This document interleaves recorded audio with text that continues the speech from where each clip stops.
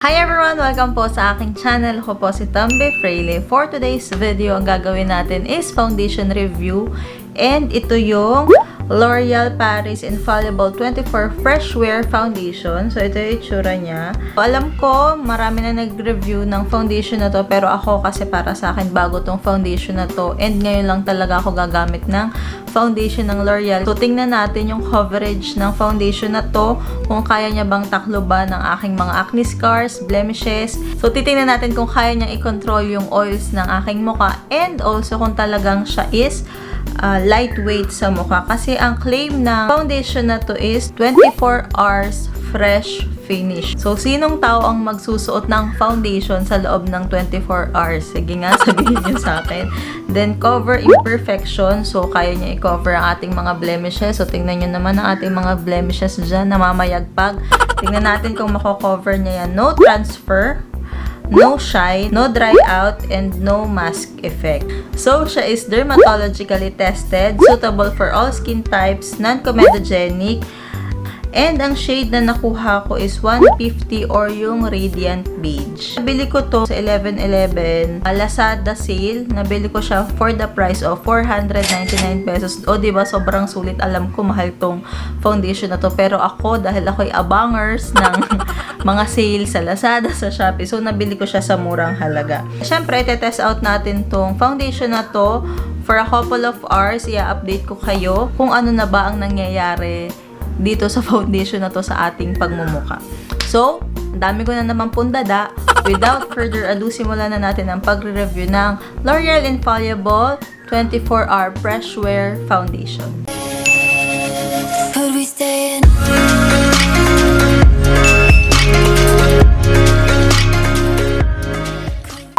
Ayan, nag-ipit lang ako. Syempre, para hindi naman sabog-sabog ang buhok sa mukha, So, ang gagamitin natin para sa foundation na to is brush and saka sponge. So, this side ang gagamitin natin is sponge and this side ang gagamitin natin is brush. And ang gagamitin kong foundation brush is yung favorite ko, syempre, ever, itong Miss Bella foundation brush. So, ito yung foundation brush niya kasi sobrang soft talaga ng bristle nito and sobrang dense. Alam mo, pag sinabing din, siksik na talagang kaya niyang i-blend ng maayos yung foundation mo. Hindi siya ganun katigas, hindi rin siya ganun katambok, hindi rin siya ganun kalambot. So, kaya-kaya niyang i-blend ang ating foundation. So, syempre, nag-moisturize na ako ng ating face. Hindi pwedeng hindi tayo magmo-moisturize. Hindi na lang ako maglalagay ng primer to see talaga kung gaano yung performance ng foundation na to. Kasi once na maglagay ako ng primer, so syempre maaapektuhan ang coverage ng foundation na to. Maglalagay muna ako dito sa kamay ko ng isang pump. So, okay na siya. And, ang consistency ng foundation na to is watery. Makikita mo kung watery, kung siya is, ayan, katulad dito, nagra-run. Syempre, dito muna tayo sa kabilang side. And direct ko siyang ilalagay sa mukha. Gagamitin natin dito is damp sponge. Ang pangat na itong damp sponge na to. Itong damp sponge na ginagamit ko ay regalo lang sa akin nung Christmas and sobrang tigas niya. Bakit ganon? Ayun, tinan nyo. Ganito na yung size niya nung hindi ko pa siya nababasa. And ngayon na nabasa ko na siya, ganito pa rin yung size niya. So, ito yung itsura ng foundation on the first layer. As you can see, medyo natakloban na niya yung mga blemishes ko. And, hindi siya malagkit in fairness. Parang wala akong foundation na suot. So, ayan, tingnan natin on the second layer. I-direct ko na si sponge sa foundation. Wala, OMG. Ay, ang ganda talaga ng foundation na to. Kita nyo ba yan? Wala nang mga blemishes ko. Pero ito na lang, meron na lang pansin itong pimple na to kasi bago lang siya. So, mapapansin talaga siya. Pero yung blemishes ko dito sa face, as in, nawala. Diba? O, ayan, o. Nawala siya. Pero kahit pangat yung ginagamit ko na damp sponge kasi sobrang tigas niya, ayan, o. Hindi siya malambot. Yung coverage na nabibigay niya, ganun pa din. As in, alam mo, natatakloban niya yung foundation. Yun nga lang, ang hagad niya sa foundation. Kasi kanina pa ako, abos na. Wala, kanina pa ako ganto ng ganto. As in, nasisip-sip niya yung product. Ang pangat nung ginamit kong sponge. Pero, na-conceal niya ang aking blemishes. At dito sa noo, ganun din. So, dito naman sa part na to, isang layer pa lang naman yung ginagawa ko kasi mostly dito ako ginawa. So, dadagdag ako ng konti. And ang pangat talaga ng brush na, ng sponge na to. Flawless. Sana hanggang pang mataga. Ang tigas talaga, grabe. Alam mo, grabe, sobrang tigas. Ngayon ako naka-experience ng sponge na ganito katigas. Parang hindi ko na to gagamitin. So, ayan. Tapos na tayo dito sa kabilang side. And as you can see, nataklaban naman niya yung mga blemishes natin dito. So, dito naman tayo sa kabilang side. At ang gagamitin natin is brush. Magpapump lang ulit ako ng isa. Runny talaga siya. Pero kahit runny siya, sobrang thick ng formula niya. And ida-direct ko siya dito sa ating face. And madali lang siyang i-blend. So, gamit tayo ng foundation brush. Kita nyo ba yun? Pag foundation brush talaga. Yung coverage, laging niya kukuha. Ay, grabe. Ang bilis niyang i-blend. No wonder kung bakit gustong-gusto to ng mga beauty grow. No wonder kung bakit gusto to ng mga beauty gurus. Kasi, as in... Ay, napadami yung lagay ko. As in, kaya niyang i-conceal at taklaban ng aking mga blemishes. Yun nga lang talaga pag foundation brush ang gamit mo. Yung coverage niya is mas makapal kesa dun sa coverage ng sponge. Lalong-lalo na kung ang sponge na ginamit mo ay ganong katigas katulad dun sa paggamit ko. Pero ayan, so ito yung itsura ng foundation na brush ang gamit ko. So ayan, ifo-focus ko po kayo. As you can see, diba? Oo, medyo kita pa yung ibang blemishes ko. So, tataklaban pa natin yan. Gusto ko lang ipakita sa inyo kung gaano kaganda yung foundation. Unang layer pa lang to ha. And ang gamit ko is brush. O, diba? Nataklaban niya yung mga blemishes ko. May mga natira pa dito. So, yun yung gagamitin ko para ipantaklob dun sa mga nakikita pa. And mabilis lang siyang i-blend. Hindi siya nagbubuo-buo. Hindi siya nagki-cake. Buildable yung coverage niya. Hindi katulad ng ibang foundation na pag pinatungan mo na ulit siya, alam mo yun, magbubuo-buo na yung itsura. Katulad ng may na-experience akong foundation. Teka, ano nga ba? So, ito yung LA Girl Pro Matte.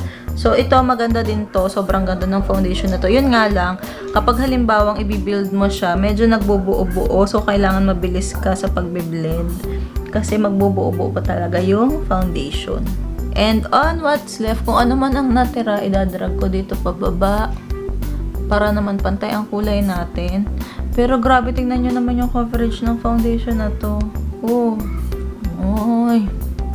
I'm loving you already.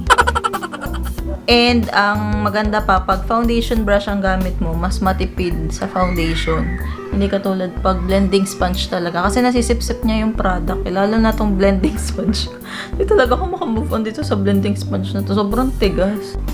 So, ayan, okay na po ang ating foundation. Already set na. And kung mapapansin nyo naman, diba, cover na niya yung ating blemishes. And yung itsura ng aking face ngayon is dewy, healthy looking. Hindi siya ganun kamat. Hindi as in, hindi siya mukhang flat. So, ito lang yung hindi sa part na to. Hindi niya medyo natakloban kasi talagang galit na galit yan. Hayaan nyo na siya. Pero yung iba, diba? So, dito sa kabilang side, ang ginamit natin is sponge. And dito sa kabilang side, ang ginamit natin is brush. Hi everyone! Here's the final look ng ating makeup for today. Gamit itong L'Oreal Infallible 24H Fresh Wear. And sobrang bet ko siya. Alam mo yun, hanggang ngayon, o, diba, kitang-kita nyo ba yung highlight ko dyan? Ayun, hanggang ngayon, hindi pa siya natutugnas.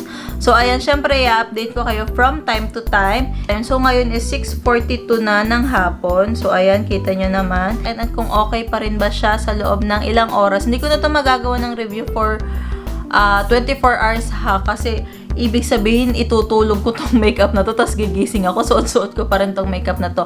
Kung ano na lang yung makayanan nating oras. Titingnan ko lang naman dito is kung kaya na niya bang i-control yung oils natin. And coverage-wise naman, natakloban niya yung mga blemishes natin dyan. So, good yun para sa 499 pesos or kung ano man yung original price ng L'Oreal na to. Kasi as you can see, ayan, kita niyo pa ba yung mga blemishes ko? Diba hindi na? So, check yun. Yung claim na yun, okay na okay. Yun na lang, oil control niya and kung gaano ba siya ka-fresh. Plus pala, ito pa, sobrang lightweight niya sa mukha. As in, hindi ko ramdam na may foundation ako. Unlike na pagsuot ko tong Superstay, oo, na-compare ko na siya agad. Kasi itong Superstay ng Maybelline, medyo mabigat siya sa mukha. Ramdam mo na may suot kang foundation. Pero itong L'Oreal Infallible Fresh Wear, hindi siya mabigat sa mukha. Ramdam mo na parang wala kang suot na foundation. Parang normal days lang. So, ayan, natabi ko na naman dadaya. Update ko na lang kayo mamaya. Hi everyone! So, update lang regarding dito sa L'Oreal Infallible 24-Hour Fresh Wear Foundation. So, ngayon kasi is 9:48 na ng gabi. And it's been 5, 6, 7, 8, 9. So, 4 hours ko nang suot itong si L'Oreal Infallible Fresh Wear. And magbablat lang tayo. Tingnan natin kung may mga oils ba na makukuha itong si blotting paper. Kasi as you can see, okay pa rin naman yung coverage niya for the past 4 hours. Andyan pa rin, intact pa din si foundation. Lalong-lalo na dito, hindi pa rin masyadong nakikita ang ating blemishes yan. Pero parang sobrang oily na itong ilong na part. Pero dun sa ibang part, hindi naman. So, tara, blot tayo. Tingnan natin kung super oily na niya talaga. And ang gamit ko palang blotting paper is yung Clean and Clear na oil control film. Wala naman masyado pa siyang nakukuha. Ayan, so meron pala siya sa pisngi. Oh. Hindi lang siya nakikita agad. Pero ang dami na niyang oils. Ayan, ang dami na. Ito, oils. As you can see, oil yan, diba? So, madami na rin siyang nakuha sa forehead, ganun din. Hindi na siya halatang ganun naka-oily. And yung aking highlight, andyan pa rin, diba? Sobrang intact pa din ang makeup natin. Akalain mo yun. Sobrang ganda pala talaga nitong foundation na to. Kasi hindi mahahalata yung oils sa mukha mo. Pero pag nag-blot ka, dun makikita yung oils. Tingnan natin kung may mga nadalang foundation. As you can see, may konti. Ito, nag-transfer ibang foundation. Pero the rest naman, wala na. So, tama yung kanyang claim na transfer-proof siya. Hindi siya masyado nagta-transfer. So, very good yun. Babalik ulit ako mamaya para sa ating last and final update. So, hi everyone. This will be my last and final update regarding dito sa L'Oreal Infallible 24-Hour Fresh Wear Foundation. So, ngayon ang oras na is 10:38. Ayan, 10:38 na ng gabi. Hindi ko na kasi kaya, sobrang sakit na ng ulo ko. Kaya sabi ko, tatapusin ko na yung wear test dito. So, ito yung side na ang ginamit natin is beauty sponge. Ito yung side na ang ginamit natin is foundation. Tinatawag na lang. So, hello. Oo, wait lang ha. Wait lang. Na-interrupt na naman po tayo. Titingnan natin yung difference. Para kasing wala naman halos difference doon sa pagkakalagay ng foundation. Kahit sponge or kahit foundation brush yung ginamit natin. Ganun pa din. Ayan, as you can see, ito yung side na sponge. And okay na okay siya. Hindi siya nag-cake at all. Wala tayong mapapansin. And dito sa side na foundation, though mas makapal yung coverage niya, pero so, ibig sabihin, hindi rin siya nag-cake. Either of the two, kahit brush yung gamitin mo or kahit beauty sponge yung gamitin mo, okay na okay ang foundation na to. Kasi talagang na-adapt nyo kung ano man yung gagamitin mo, nabe-blend yan ng maayos kasi super blendable niya talaga. So, kung saan ka man mas komportable, kung brush or either sponge, go ahead. Basta okay na okay tong foundation na to sa kahit ano man gagamitin mo. Take note ha, sobrang tigas nung ginamit kong blending sponge, pero okay pa rin yung pagkaka-blend ng foundation. O, diba? Sobrang holy grail talaga tong foundation na to. And nakakatuwa kasi talagang na-cover up niya yung blemishes ko with just ilang pump lang yung ginawa natin, 2 pump lang. And also, hindi siya irritating sa mukha, hindi ako nangate at all. Hindi rin ako, ang tawag dito, hindi mo din ramdam na may suot ka talagang foundation. Parang wala lang. Sobrang sulit niya do sa binili kong 499 or kahit yung original price niya. Kasi talagang sobrang ganda nitong foundation na to. Akalain mo yun, may himala pala talaga. Kasi hindi siya oily. Hindi katulad nung Everbelena na tinest ko. So, i-check nyo yung video. Nagtest din ako ng Everbelena na foundation, yung kulay black. And okay na din naman yung coverage niya. Yun nga lang medyo oily yung mukha ko dun. Hindi katulad dito. As in, kung mag-oil up man ako, hindi siya halata. Kung hindi pa ako magbablat, hindi makikita yung oils na meron dun sa mukha ko. Yun yung nakakatuwa. Alam mo yun, ito yung holy grail foundation para sa akin. Kasi hindi ako nag-oil up. And natakloban pa yung aking mga blemishes. So, kung may plano kayong bumili ng L'Oreal, go ahead. Huwag na kayong magdalawang isip kasi sobrang sulit talaga. So, yun lang. Sana may natutunan kayo at naibigay ko yung information regarding sa L'Oreal Infallible 24H Fresh Wear Foundation. And also, sana nagustuhan nyo tong video na to. At kung oo, please like this video. And also, kung hindi ka pa nakaka-subscribe, make sure to subscribe. I-press mo lang yung red button sa baba and also press the notification bell button para every time na may uploads ako, katulad nito, notified ka. So, see you again on my next video. Bye! Could we stay in?